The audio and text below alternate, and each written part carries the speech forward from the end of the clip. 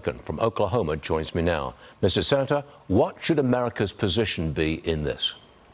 Well, we should give Israel all the support they need as far as for weaponry, and at the same time make it very clear to the Iranian regime, if they harm one hair of an American or American asset, if they try to destroy it, we will come after them with a full force. President Trump has made it very clear we're not in this fight, although we will support our Israeli allies. At the same time, we didn't participate in the fight.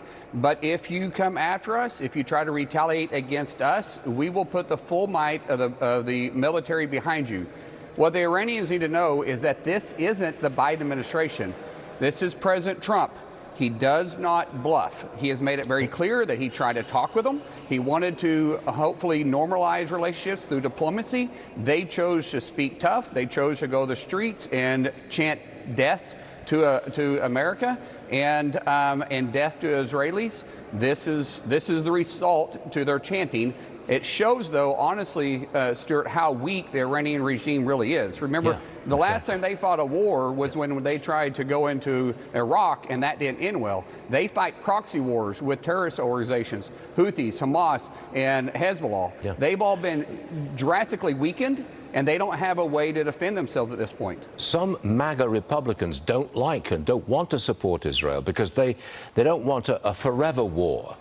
I take it you oppose that point of view. So let me go a bit further. Well, no, Stuart, let me respond to that real quick. I don't want a forever war, and we won't have a forever war with President Trump. Remember, President Trump was the one that was pulling us out with a strategic plan to pull us out of Afghanistan. It was Biden who destroyed that plan and had a disastrous withdrawal. If we can clarify what victory is before we start the fight, which I believe President Trump understands what that is, it's knocking out their nuclear ability. They will never, he's been very clear, they will never have a nuclear weapon.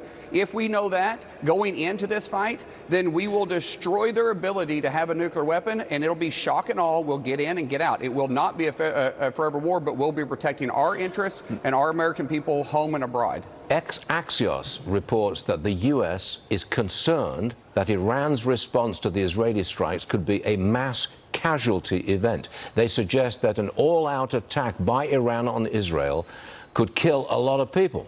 Senator, do you think Iran is in any position to launch a large-scale and deadly attack on Israel?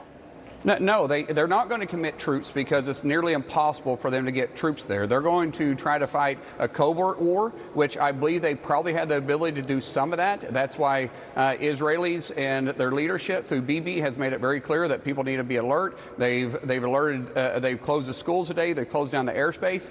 But at the same time, who controls that airspace right now?